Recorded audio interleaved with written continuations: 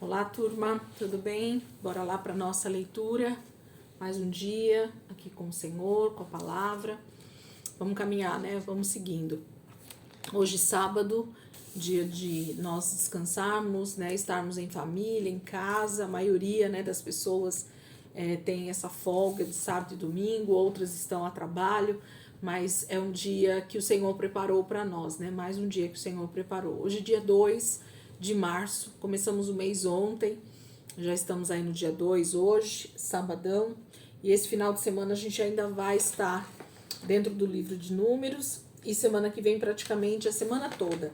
Só no próximo domingo é que a gente já inicia o livro de Deuteronômio. Então nós temos uma semana inteira praticamente meditando e lendo o livro de Números, tá bom? Perseverem, viu? Perseverem, essa é a palavra que eu tenho para vocês. Hoje nós vamos ler capítulo 18, 19 e 20.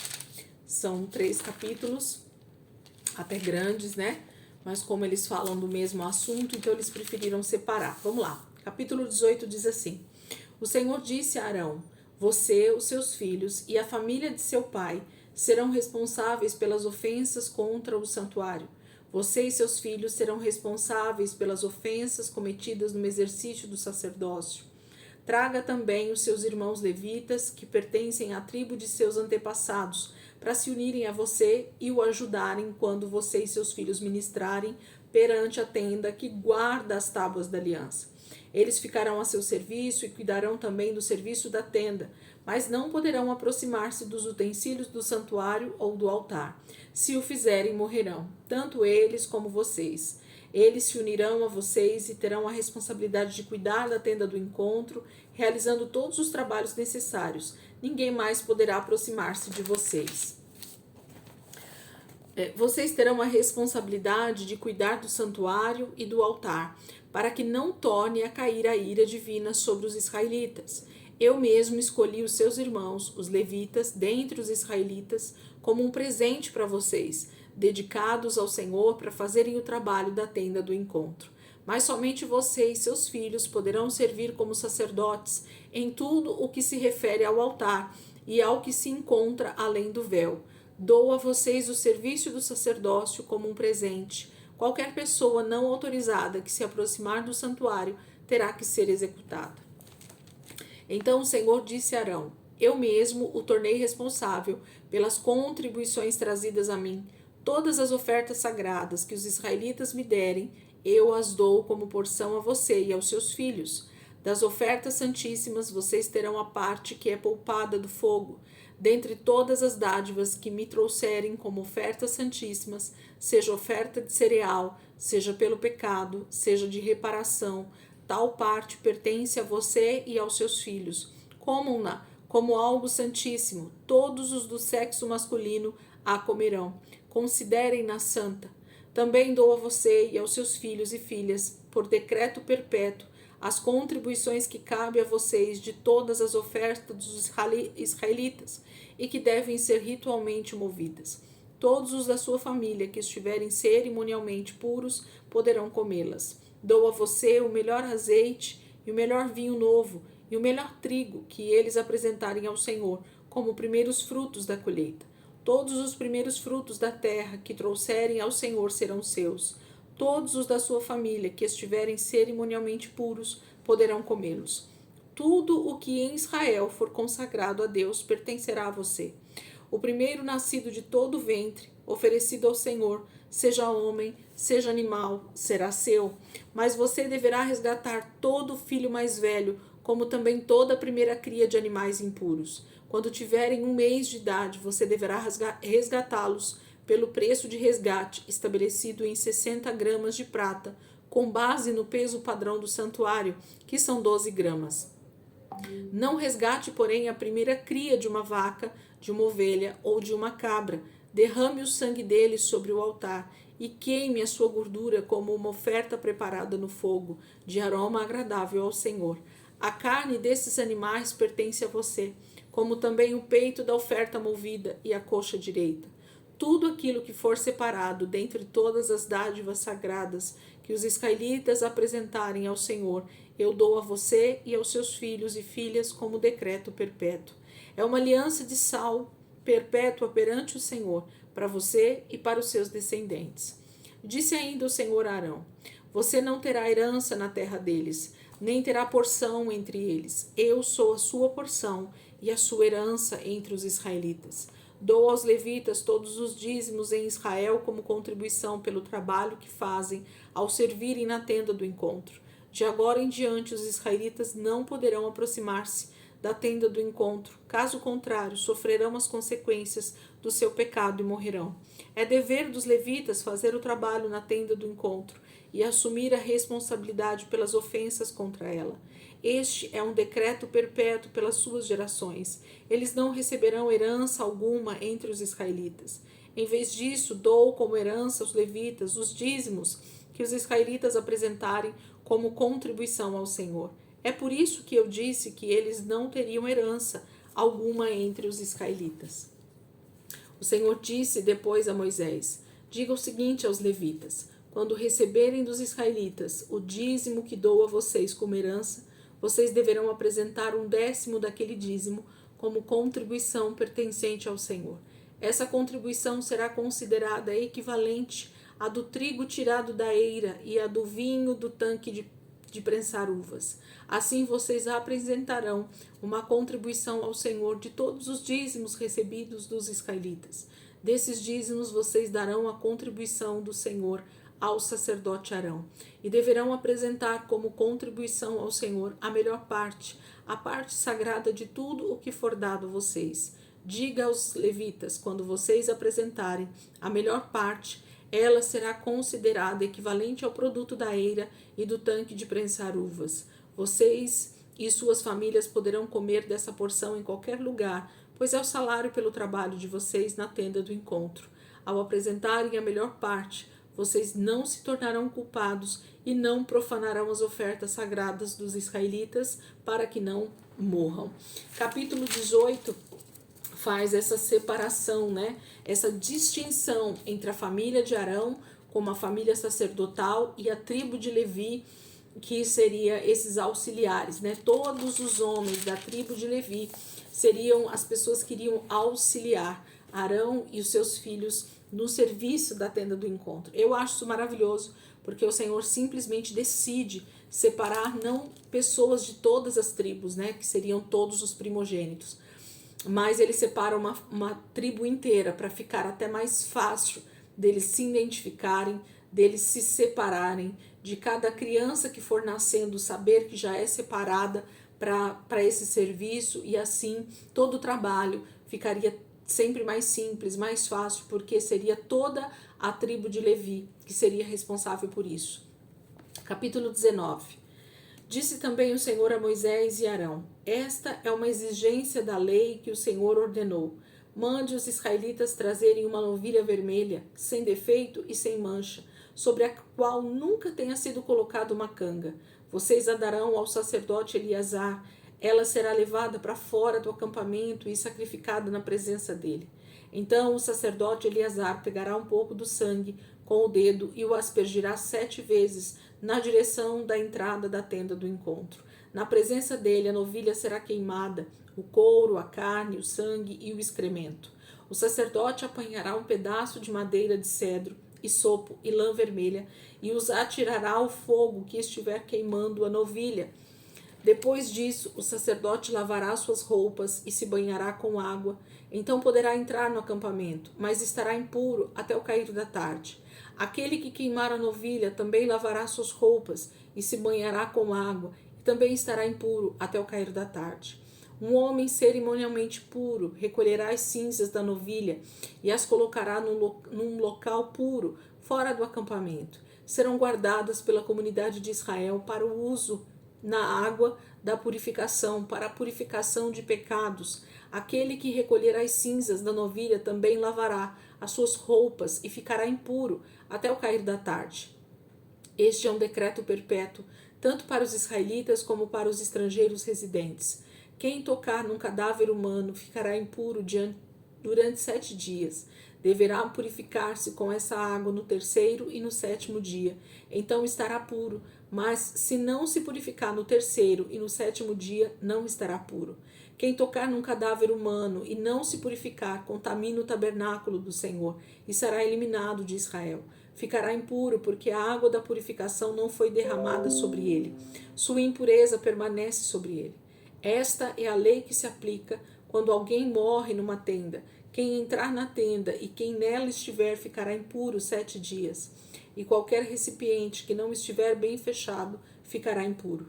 Quem estiver no campo e tocar em alguém que tenha sido morto à espada, ou em alguém que tenha sofrido morte natural, ou num osso humano, ou num túmulo, ficará impuro durante 7 dias. Pela pessoa impura colocarão um pouco das cinzas do holocausto de purificação num jarro e derramarão a água da fonte por cima. Então o homem cerimonialmente puro pegará sopo, molhará na água e a aspergirá sobre a tenda, sobre todos os utensílios e sobre todas as pessoas que estiverem ali. Também aspergirá sobre todo aquele que estiver tocado num osso humano, ou num túmulo, ou em alguém que tenha sido morto, ou que tenha sofrido morte natural. Aquele que estiver puro, aspergirá sobre a pessoa impura no terceiro e no sétimo dia, e no sétimo dia deverá purificá-la. Aquele que estiver sendo purificado lavará suas roupas e se banhará com água, e naquela tarde estará puro. Mas, se aquele que estiver impuro não se purificar, será eliminado da assembleia, pois contaminou o santuário do Senhor. A água da purificação não foi aspergida sobre ele, e ele está impuro. Este é um decreto perpétuo para eles. O homem que aspergir a água da purificação também lavará suas roupas, e todo aquele que tocar na água da purificação ficará impuro até o cair da tarde. Qualquer coisa na qual alguém que estiver impuro tocar se tornará impura, e qualquer pessoa que nela tocar ficará impura até o cair da tarde. Capítulo 19 fala dessa questão da purificação, da água que deveria estar sempre pronta para esses rituais de purificação, estar impuro cerimonialmente não quer dizer que a pessoa estava em pecado, ok? A gente precisa fazer essa distinção no texto e através dos estudos a gente consegue explicar isso melhor.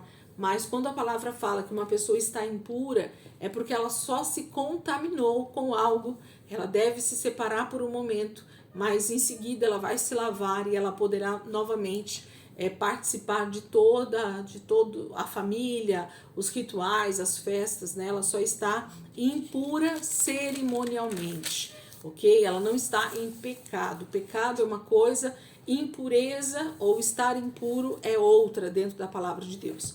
Capítulo 20, para nós finalizarmos a nossa leitura de hoje. No primeiro mês, toda a comunidade de Israel chegou ao deserto de Zin e ficou em Cádiz. Ali Miriam morreu e foi sepultada. Não havia água para a comunidade e o povo se juntou contra Moisés e contra Arão.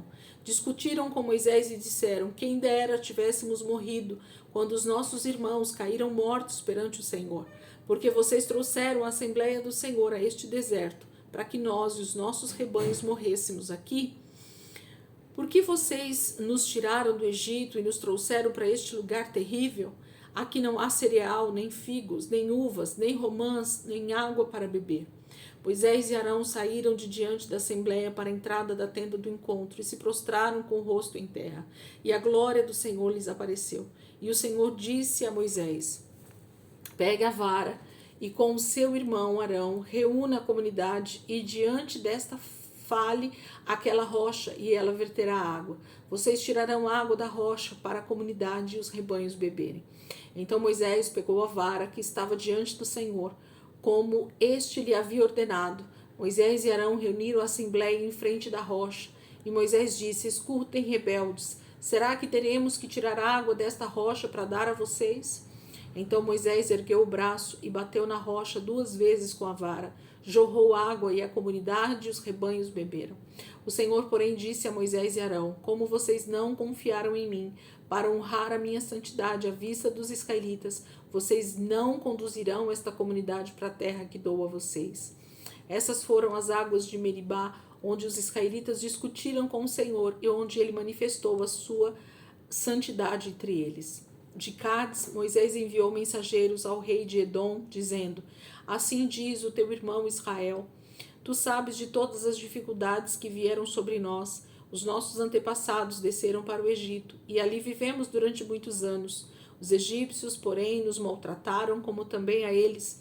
Mas, quando clamamos ao Senhor, ele ouviu o nosso clamor, enviou um anjo e nos tirou do Egito. Agora estamos em Cádiz, cidade na fronteira do teu território. Deixa-nos atravessar a tua terra.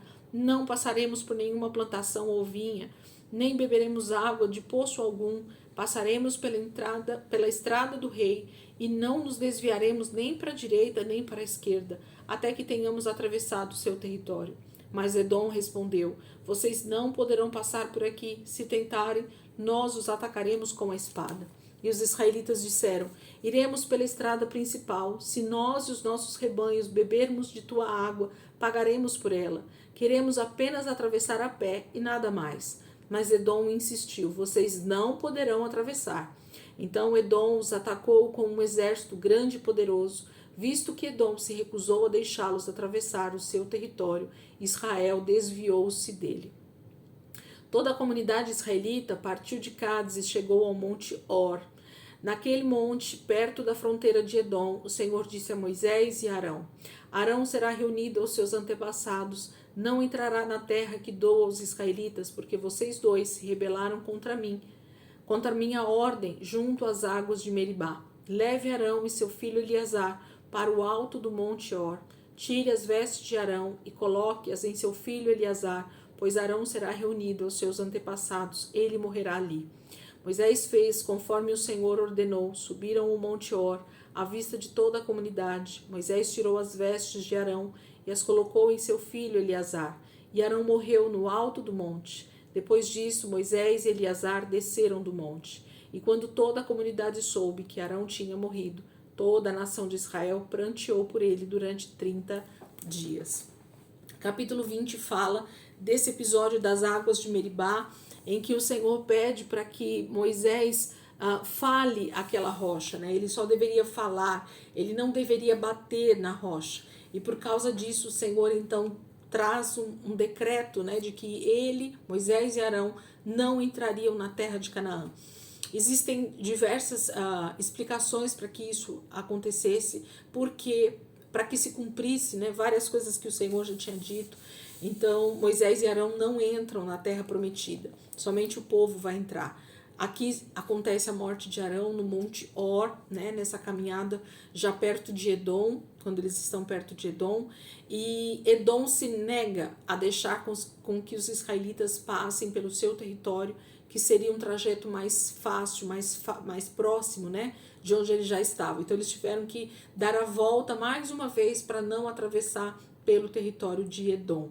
Como Israel, desde o princípio, encontra entraves, né, no seu dia a dia, na sua caminhada, para tomar posse, conquistar aquilo que Deus já deu desde o início, né? Então a gente percebe que essa questão de Israel sofrer perseguição, sofrer resistência, não é de hoje, né? Não tem a ver com o Israel que a gente vê hoje nos noticiários, tem a ver com o Israel desde Gênesis, sofrendo a perseguição dos seus irmãos, né? Porque aqui Edom é Ismael, né?